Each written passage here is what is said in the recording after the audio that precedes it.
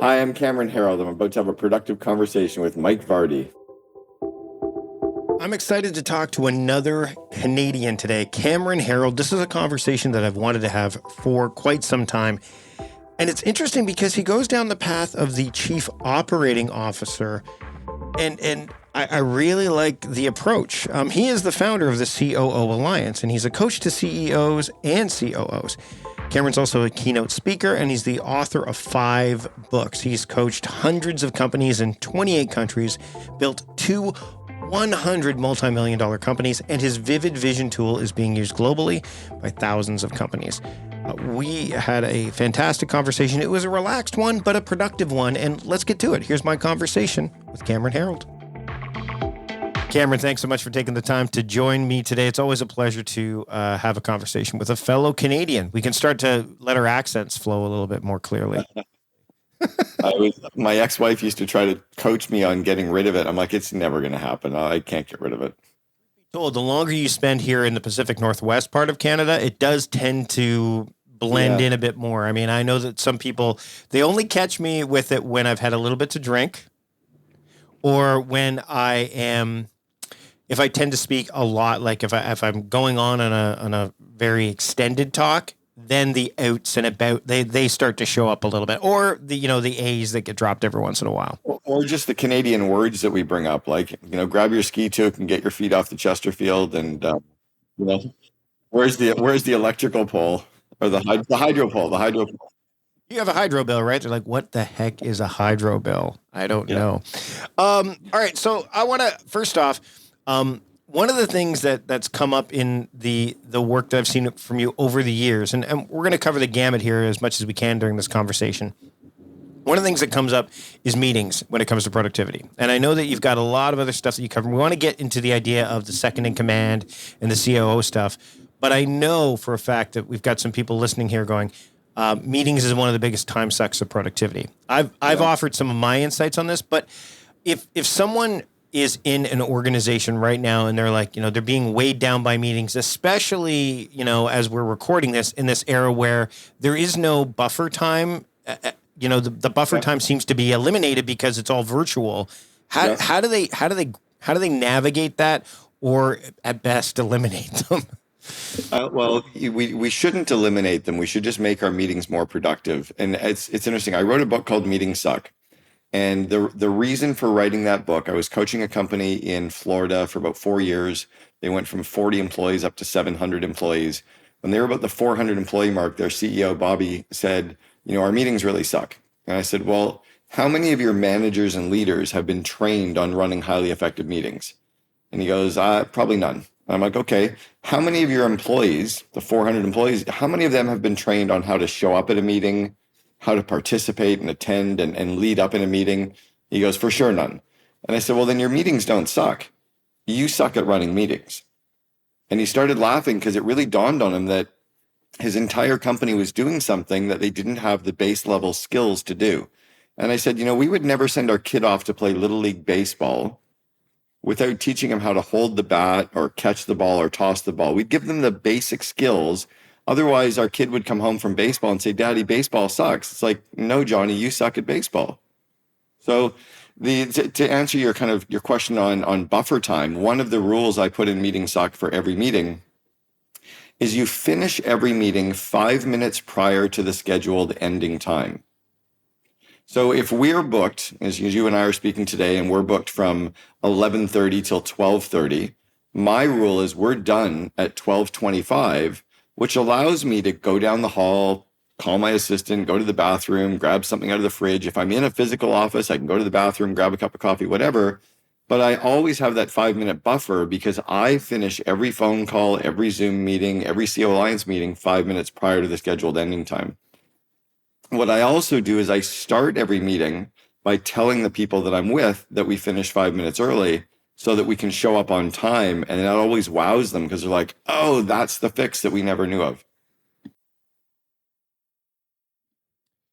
So I love that idea. I love the idea of setting boundaries. I think that we should do that more things. One of the things that I want to touch on is, as I look through the work that you've done, book writing especially, you've covered a gamut.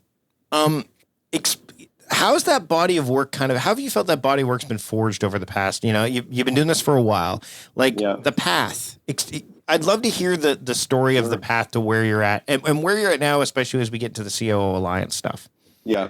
So, well, where I'm at now is I've written 5 books, but I had no desire to ever write one. I'm not a writer. I suck at writing. I hated English classes. I like the idea of having a book written, but I don't like the idea of sitting down and writing a book.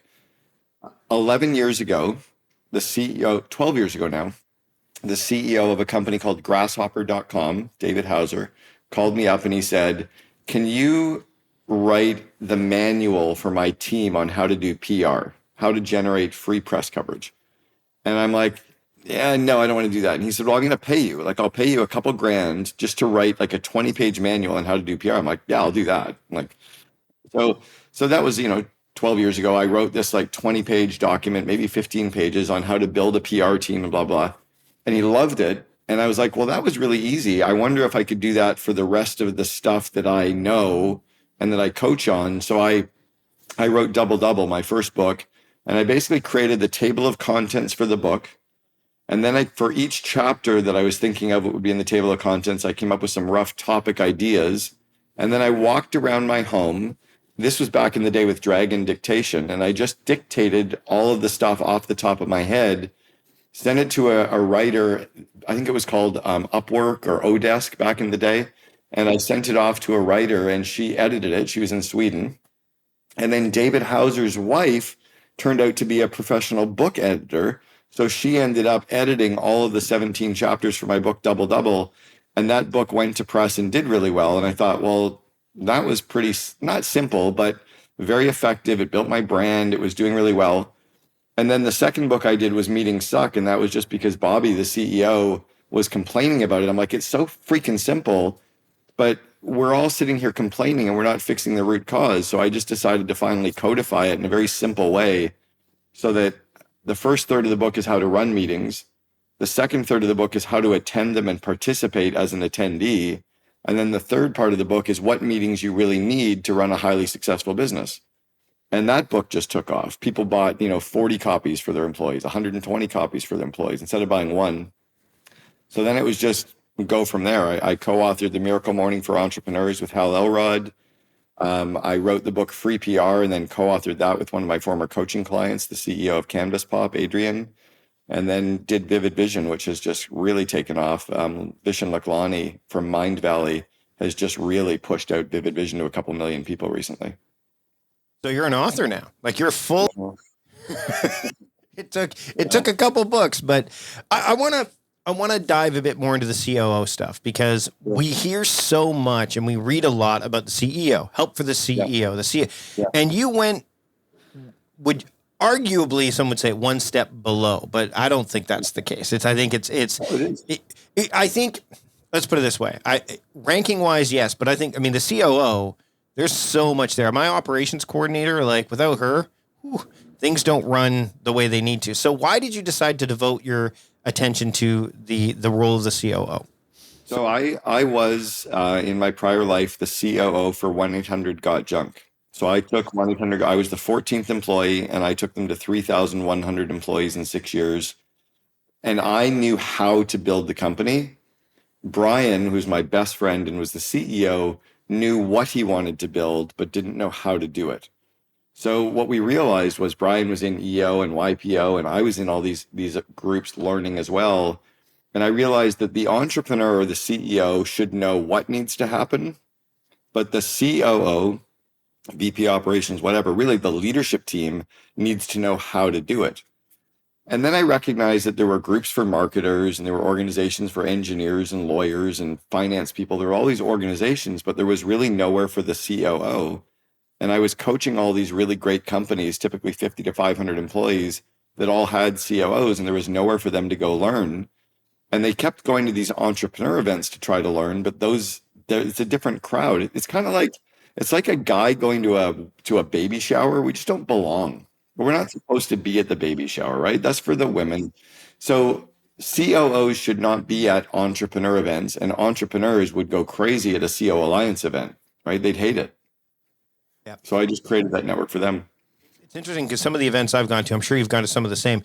I know that I would split up with somebody who is in my team. I would send them to the how to, and I would be the kind of the vision, like the bigger picture stuff. But I've been in those ones where I'm like, I don't need to know how to do this. I just need to know that we need to do this. And then Right. So an entrepreneur needs to know that we need to get all the right people into the company and there's systems to interview. The COO needs to spend a couple days learning how to perfect the interview process so they can roll out systems internally for all managers to interview. The CEO doesn't want to know all that stuff. They just want to know that it's being done. Can COOs? I mean, I guess it's happened for you, I guess, to a degree. COOs and like a COO could become a CEO for sure, right? Or is it a tricky beast? It's tricky. I was an entrepreneur first. I had when I was 21 years old, I had 12 employees in my first company. So I ran a business for 3 years while I was in university. I then was a partner in Boyd Auto Body, and I joined it to grow the franchising group there. So I'd done it 3 times before joining Brian. I had been kind of on that entrepreneur second in command kind of role, but I'm definitely an odd duck. My profiles, if you look at like my disc profile, I'm very entrepreneurial. I'm a 98D and a 74I.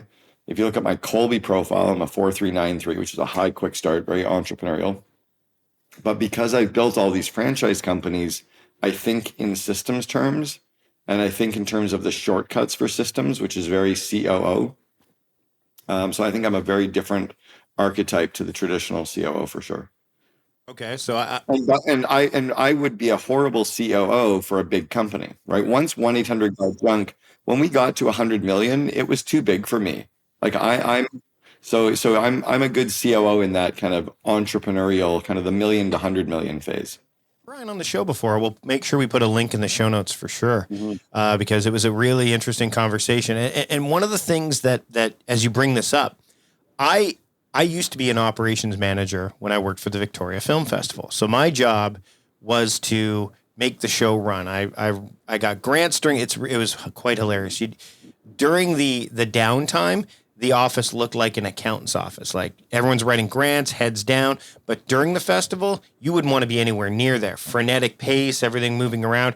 I would sleep occasionally at the office during the festival for those couple weeks it was running, because it was just operationally that was the prime time. And then there was the leader who was she was the figurehead, and she did a lot of she was the face of the festival.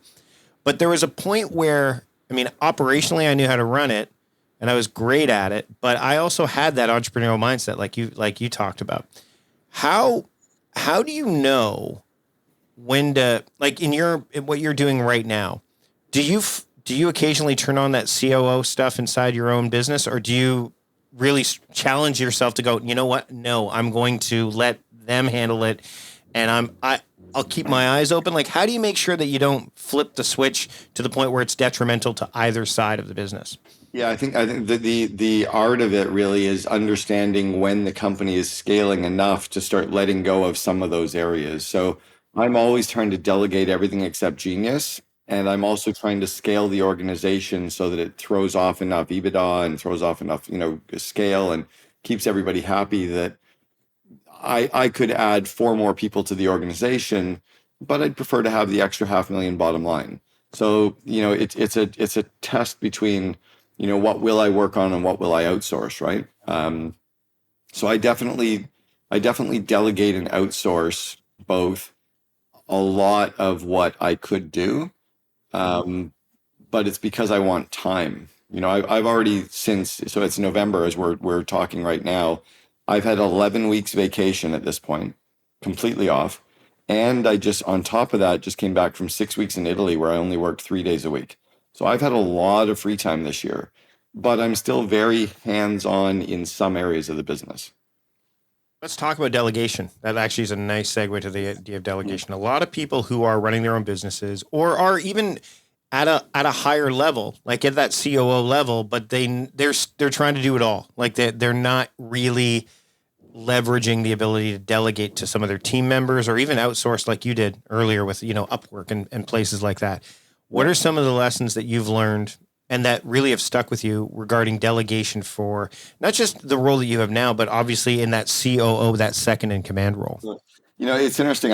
I launched a course in February called Invest in Your Leaders. And there's 12 modules in the course that all managers and leaders should go through. The 8th module is delegation. And most managers have never had any training on delegation. Like they've never sat through a couple of hours or an hour to really understand delegation. So I'll give you a specific example. If I said to my assistant, Mike Vardy and I are going to have dinner, it's a really important one, book dinner for he and I tomorrow night for an hour. She might book us at like a great steakhouse and have the wine decanted and corner table in a quiet area. What I really meant was, it's really important that we can sit and talk and do it at my office. And look, he's not a fancy guy. Like $50 is good. Like, let's get Uber Eats to deliver it, just to handle it for me. But I delegated very poorly. The second thing is, so you always want to delegate the amount of money that you want spent, what finished looks like, and how little time you want them to spend. And this is one that no manager does properly. Most leaders will say, oh, this will only take you an hour, to which the person they're delegating to, no, it'll do this and this and this and this. If the leader switched that and said, I only want you to spend an hour, do as best as you can in that hour, spend no more than the hour, and this is what I want it to look like, they would do their best possible job in the hour. But Parkinson's law says work expands to fill the space that we give it. So unless you delegate time boundaries, money boundaries, and the real description of what finished looks like, no one will be able to do well at it. The other parts is, do the people you're delegating to have the skills and the confidence, right, which is situational leadership? Do they have the skills and the confidence to do those actual tasks and projects? And again, most leaders have never been trained on situational leadership. It's the first module of the 12 that I teach in my Invest in Your Leaders course. And it's always frustrated me when CEOs say, oh, business is hard. No, business is really simple. But you have a bunch of people doing stuff that they've never been trained to do. If you would actually flip the org chart upside down and support them and give them the skills and the confidence to do their job, business gets easy. Right. It's interesting as you brought that up. I mean, I've not done that. I mean, and the thing is, I teach with productivity is like projects and tasks are often objective. How we approach them are subjective. Like to your point, where it's like, here, make this landing page, and this is what I want. Well, if they've got a lot of experience in that, they can get that done in way less time than I could. Or if they don't, it might take them longer. But if you put that parameter in there, that framing of like only spend, an hour or 2 hours, whatever it's going to be, then you get a lot more subtext and clues out of that than you would by leaving it. This should only take an hour. Yeah, I've never.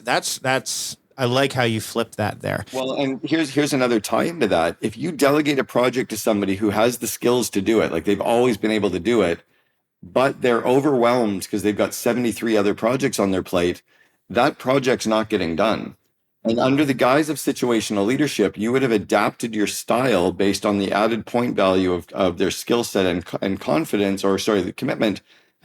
When that changes, you have to adapt your style.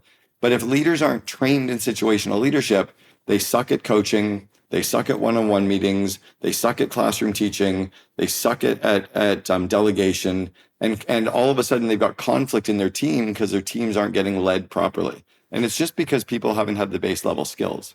I'm really fortunate that I got all of these skills at College Pro Painters. I got my real world MBA at College Pro. Wow, that's fantastic. I mean, College Pro is all over, where I live, where you live. I mean, I think are they international or are they just? Well, they actually just closed after 50 years in business. I'm friends with Greg Clark, the founder. This was their final year. They were in 43 states, 9 provinces. The reason they closed was they couldn't find enough guys like me or women like me to run businesses in university because they were all running internet businesses, flip businesses. So they struggled. But I hired Kimball Musk. Elon's brother worked for me as a franchisee in 1993, and his cousin who built Solar City worked for me in 1993 as well. Yeah, I got it was the world's largest residential painting company. Huh. I didn't realize that. Well, I'll give you a perception on scope. Every year, they went out and hired 800 university kids to be franchisees in 4 months and had to train them to run a business. And then in 6 weeks, we had to train those 800 people to hire 8,000 university kids to paint houses and train them. And then in 4 months, we painted $64 million in houses. And then September 1st, everyone quit and went back to university. The 60 of us at the head office, and I was in the top 30 people in the company, would all get drunk on September 1st. September 2nd, we would do it again. We had to build an 8,800 person company every single year in the 7 years I was there. Really sounds like a much, much bigger version of me in the film festival. Like that Yeah. truncated period. That's intense. So they obsessed with training us on the skills to do what we had to do. Otherwise, we were going to fail. I've often said that there is and I mean, I want to get your insights on this, but when people talk about time management, I prefer to I hate that term because time moves on whether you want it to or not. I mean, and when and my understanding, and this comes from my education at Costco, because I learned a lot of stuff at Costco. They've dialed in some pretty interesting things. One of the things that and I told you before we hit record that I started off in Burlington, Ontario, so not too far from where I was from, and I moved out to Port Coquitlam. But on the way, I was trying to move up, and the district manager, who happened to be based out of Burnaby, said, Mike, you've applied, you've got all the hard skills that we need, but you need the soft skills. We're not going to put you in this position until you have the soft skills. And then he explained to me something, like empathy and things that lead, some of the things that were related to leadership as opposed to management. Mm-hmm. And once I started to go down that path a bit more, the opportunity arose. So I've always thought of time management as like, okay, you can move things around, and it's like moving blocks, but the blocks are going where they go here. You don't get to decide necessarily where to go. Whereas time leadership, which is what I prefer to say, is something where you're leading your time. You're getting it you're leveraging it. You're moving it in the direction you want it to go in. I'd love to hear your thoughts on the differences between leadership and management.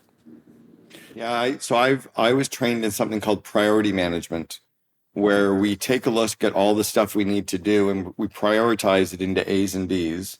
Then we take all the A's and we number them in the highest priority, A1, A2, all the way through, and take all the B's and prioritize them.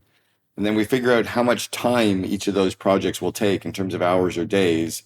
And then we figure out where we're going to put them in our calendar. And sure enough, we realize we don't have enough time in our calendar to do all the stuff we need to do. So we decide, what are we going to delegate or optimize or outsource? And then do the people have the skills, and can we coach them on doing it? One of my former clients taught me something that was really beautiful. Every Sunday night, she comes up with her list of priorities that she needs to do, figures out the time for each of them, adds up the total time, and then before she starts doing anything, including checking a single email Monday morning, she delegates 80% of the hours on her list. Wow. Because the reality is, like you said, we only have enough time. You don't need a to-do list. Your calendar is the perfect to-do list. Put the things you have to do in your calendar, and you'll realize you don't have enough hours in the day or competency or people to do that stuff. So then you have to find other ways to do it. But stop saying you ran out of time. I love when, so there's quantitative and qualitative stuff, right? When it comes to this stuff, like the amount of math helps with this totally, because you're right. Like we only have so many hours in the day, so many days in the week, so many, months in the year, et cetera. When you start to math it, I think that's why people love inbox zero so much, getting your email down to zero, because it's quantitative, right? What are your thoughts? You're smirking, so I want to hear some. No, I'm laughing because time management or priority management is module 6 of my course, and email management is module 10. Again, if people haven't been trained on how to do this shit, of course it overwhelms them, right? Like there's basic core skills that every manager and leader needs. So I taught Bobby, this guy from Blue Grace, again, #1 company to work for in Florida, Ernst & Young Entrepreneur of the Year in the state of Florida, president of his YPO chapter, grows from 40 to 700 people. I teach him email management. He goes, oh, this is going to change the company. I'm like, no, it's going to change you. But what will change the company is teaching all 700 people this principle of inbox zero that I learned from Starbucks. My mentor was being groomed as a CEO at Starbucks. He had inbox zero every single day. How is it possible that a C-level at the major companies can do this? Well, because they've been trained in the skills. Yeah, and it's true. A lot of what happens is the technology shows up and there's no training because it's one of the things I've said is, man, it would have been so much better if in some instances instant messaging showed up before email. Well, how much training has anybody had on this thing, right? I'm holding up an iPhone. Most people, and we've been using them for 12 years and we've never had any training. Like we're complete morons. And yet we walk around going, business is hard. No, it's really simple. And what's funny about as we hold up our phones is the way the phones are given to us is it's the way that they want us to use the phones and not the way that we want to use them. And so instead of taking the time to, is this the right, I don't use the native iOS email app. I don't use the native notes app. I use the one that actually, number one, I've had training in, to your point. And number two, the one that's going to get me the better results. Yep. There's one of the things I used to do early on. I used to write for the Cult of Mac and Next Web, and I was very much a Mac guy. Still am. Everything I have is Apple.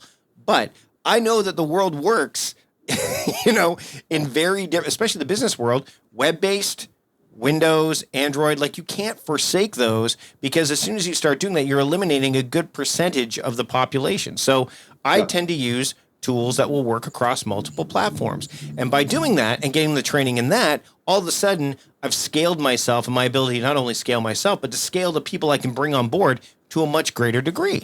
Well, I think you'll appreciate this story because you're from British Columbia as well. So you know the name Jimmy Pattison. He's the biggest and most successful entrepreneur in British Columbia. He employs more people than anyone except the government. Okay, so for anyone listening, that's how big Jimmy is. Jimmy's about 85, maybe 88 years old. About 5 years ago, I was sitting at our tennis club, Vancouver Lawn and Tennis, and he walked in with a MacBook and an iPhone. And he was sitting down, and this young girl, about 24 years old, came in, and Jimmy walked up to her and handed her a $50 bill. And they sat down, and he said, I heard these things can talk to you. Can you show me how that works? And I'm really struggling with doing this. Can you teach me how that'll work? He was the most successful entrepreneur in the province, and he was humble enough to turn to a 24-year-old who didn't know how to do his job, but she could show him how to leverage technology. And I was like, that's what has to happen, right? And we've heard examples of this with, people like Charlie Munger and Warren Buffett and these super successful people that, number one, they know what they know and they're okay with not knowing what they don't know. Right. And that's an example of that. Cameron, before I let you go, I want to touch on a little bit about, the Second in Command podcast. And so tell me a little bit about the podcast, where people can listen to it and what you found while, bringing this podcast to life and putting it out there, because it's definitely very it's a niche podcast for sure. Definitely niche. Yeah. I just interviewed this morning, the Second in Command for Mind Body, and I have the Second in Command for Zoom Info coming on this afternoon. So what we did was, I recognized that when we were building 1-800-GOT-JUNK, Brian would get interviewed by the media and I'd listen to the interview. I'm like, yeah, that's pretty true. But there was this other side to the story. And then he would hear me get interviewed by the media and he'd be like, yeah, that's pretty true. But there was his side of the story. And I started to look that most of the interviews, we were only hearing the entrepreneur's side of the story. And then I thought, if you asked my mom and dad, who both raised us as children, they raised us in the same home for our entire lives. If you said to my mom, how did you raise your kids? She would have a very different story than my dad, and they would both be true. So what I wanted was the rest of the story on how these companies scaled, and I wanted to be able to turn to these COOs and just ask them their stories. So we've had, Shopify and the Cleveland Indians and Bumble and really great brands that we've gotten the rest of the story because we've heard it from the entrepreneur, but I wanted to hear it from the COO. So it's called the Second in Command. Pardon me? Oh, Shopify, because Tobias is the CEO, and I know Harley is the CFO, right? Is Harley COO now? Harley has been COO, for about 5 or 6 years, Harley Finkelstein. I met them when they were 40 employees. I went into their office in Ottawa. I spoke to their company, and I was like, wow, these guys are amazing. And holy shit, have they executed, man. Byward Market, right? The one just off of, I went in there, and Harley and I had a two-story place. Yep, little black awning. It had black. Yeah, I remember going in there and talking to Harley, and he was because he was a big fan of the 5x5 network, and I was doing my podcast on 5x5, so he knew Dan Benjamin, and he was into productivity. We had a chat, and now I'm like, holy smokes! Like, they've earned it, man. They've earned it. They're total level 5 leaders, right? They've got the humility, they've got the drive, they obsess about employee engagement. What's really interesting there is every COO, and we talk a lot about this on the Second in Command podcast, every COO is very different because they're the yin and yang to the CEO. So in Tobias's case, he's very engineering and product focused. Harley is very business development, culture focused. At 1-800-GOT-JUNK, I did not run IT and finance. At Shopify, Harley runs finance. So every COO runs the areas that the CEO sucks at. Yeah. I think I need to. I think my wife needs to become the CFO officially in our business for sure. Right? Because there's just stuff that drains us of energy, and there's stuff that we're just not good at that they love to do, and it inspires them. We should just hook them up with it. Actually, just real quick sidebar, I was having a conversation with my wife about bookkeeping and such, and she's an acupuncturist and she loves doing it. I'm like, okay, at the end of the day, which job will be the last one you give up? Like when you're done? Because she's, and she goes, oh, probably the bookkeeping one. I'm like, really? And she's like, well, I do acupuncture, but remember, that takes body work, right? So over time, that gets really challenging. Plus, she loves doing it, but the older she gets, eventually it's going to be harder and harder for her to do. She goes, and I like doing it because it's something that I know where the money's going. I can track our success. I'm like, okay, I didn't have that concept, and that led me to just make a note of, okay, maybe we need to have a different kind of conversation going forward. So I think communication's huge. That ties back into delegation as well, that you have to find the person to delegate the project or task to who really wants to do it and who has the skills to do it. And it may not always be tied to the title of the person. There might be someone better to do the project, and they might be more inspired as well. Yeah. Well, the course we're going to link to in the show notes, right? It's available on your website. Where else can people keep up with you and the work that you do? So the COO Alliance website is COOalliance.com. My Cameron Herold website, just CameronHerold.com. All 5 of my books are available on Amazon, Audible, and iTunes. And then the Second in Command podcast and investinyourleaders.com. Cameron, thanks for having a productive conversation with me today. Hey, Mike, appreciate it. It's been great.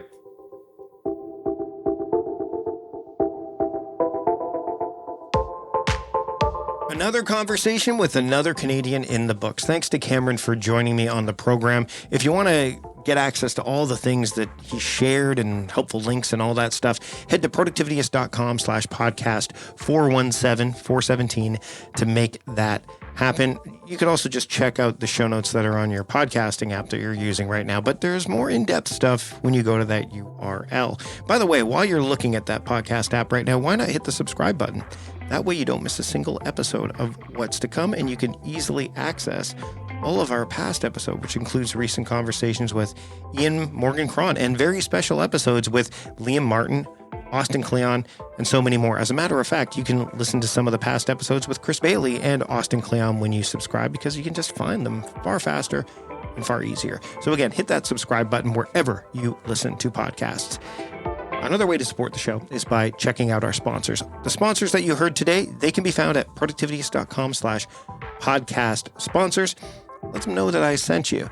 I'm going to send you to next week's episode through this podcasting app that you're using right now, or if you're listening on the website, because Joshua Becker returns to the program to talk about his latest book, and it's a conversation that really matters. I really hope you'll check it out. Until then, I'm Mike Vardy, the host of A Productive Conversation, reminding you to stop doing productive and start being productive.